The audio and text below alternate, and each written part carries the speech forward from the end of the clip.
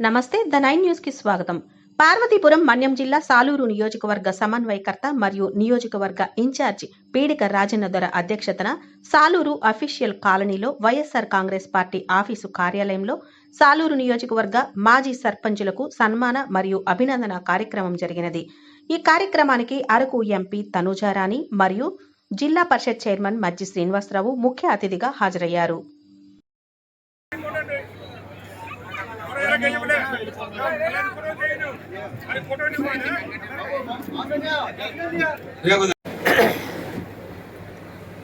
అందరికీ నమస్కారం.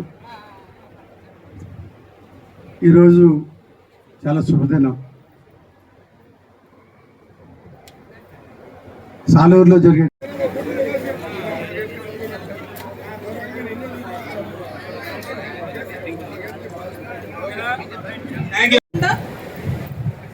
ప్రతి ఒక్క కుటుంబంలోని సమస్యలు తమ సమస్యలుగా భావించి దానికి పరిష్కారం సర్పంచ్ చేసిన పని ప్రతి ఒక్క గ్రామంలో స్థిరస్థాయిగా ఉండిపోతుంది. ఈ మాట ఎందుకు చెప్తున్నానంటే నేను కూడా ఒక సర్పంచ్ కుటుంబంలోంచి వచ్చిన దాన్ని. మా నాన్నగారు సర్పంచ్, మా అన్నయ్య సర్పంచ్. కాబట్టి ఈరోజు సర్పంచులు లేనిదే ఈరోజు ఒక ఎంపీ ఉండరు, ఒక ఎమ్మెల్యే ఉండరు. ఎన్ని కష్టాలు వచ్చినా, ఎన్ని విమర్శలు వచ్చినా కూడా సర్పంచులు మాత్రం గ్రామానికి అభివృద్ధి చేయాలని చెప్పి ఎంతో కృషి చేశారు. కాబట్టి ఈరోజు ఇక్కడ ఎంతమంది సర్పంచ్లు అయితే వచ్చారో మీ అందరూ కూడా రానున్న లోకల్ బాడీ ఎలక్షన్స్లో మళ్ళీ అవకాశం వచ్చి మీ అందరూ కూడా మళ్ళీ సర్పంచ్లు అయ్యి ఇదే వేదికగా మనందరూ కూడా సర్పంచ్ సక్సెస్ మీట్ ని మనందరూ సెలబ్రేట్ చేసుకోవాలని ఈ సందర్భంగా తెలియజేస్తున్నారు. 80% చేస్తే నేను చేశాను అక్కడ 100 సార్లు అని చెప్పుకున్నారు. ఆధారాలతో ఫోటోలతో మనం చూపించాం. మనం టిడుకో ఇల్లు కూడా ఇదిగో మేము ఇచ్చేస్తున్నాం, రేపు ఇదిగో మేము మనం ఆల్రెడీ ఇచ్చినాం. టిడుకో ఇల్లు ఒక పండుగనే చేసాం. మన సొంత ఇంటికి ఎలా దిగితే ఎలా చేసామో వాళ్ళందరికీ కూడా మనం ఒక ఫ్యాన్, ఒక చీర, ఒక కండువ రకరకాలుగా ఇచ్చి ఒక అక్కకి, ఒక చెల్లికి, ఒక అమ్మకి ఏ విధంగా చేసాము అది చేసాం. తాగునీరు ఇదంటే చివరిలో మనకు ఎన్నికలు వచ్చి కూడా ఆగిపోయాం. ఈ విధంగా ఒక కార్యక్రమం కూడా మంచి కార్యక్రమం లేదు. ఏం కార్యక్రమం చేస్తా ఉన్నారంటే మనం నియమించిన ఉద్యోగాలు తొలగించే కార్యక్రమం లేదు. మన నియామకాలు చేసిన వాళ్ళకి ఉద్యోగాలు తీసి తిరిగి కొత్తగా ఉద్యోగాలు అవినీతి కార్యక్రమాలు తప్ప ఈ ప్రాంత అభివృద్ధి కోసం చేసిన కార్యక్రమాలు లేవు.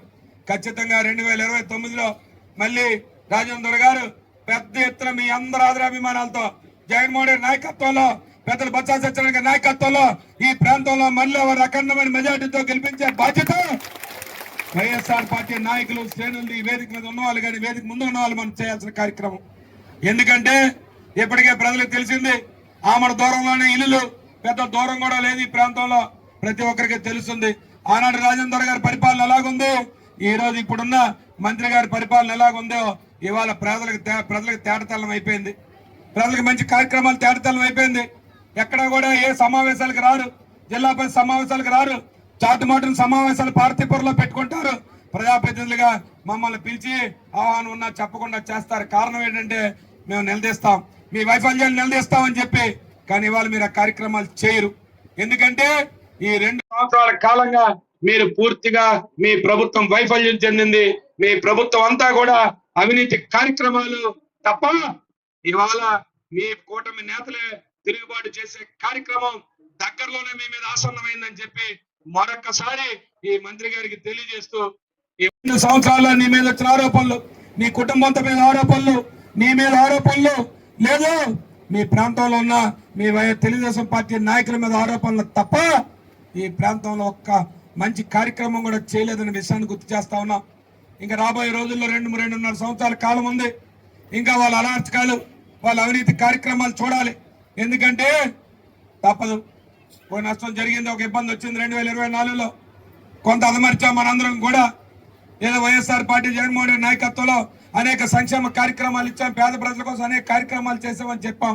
కానీ వారికి ఉన్న సొంత మీడియానో, సోషల్ మీడియానో, లేదా టీవీలో, పేపర్లో ఇవాళ ప్రజల్లో తప్పుదోవ పట్టించి మన మీద విశ్వవిద్యాలయాలు నాటి ఇవాళ మన ఓటమి కారకులయ్యారు. రైతులు ఇంతవాటి గిట్టుబాటు ధర లేదు, మీ అందరికీ తెలుసు ఈ ప్రాంతం అంతా కూడా మన ప్రాంతం అంతా కూడా మొక్కజొన్న పండించే ప్రాంతం.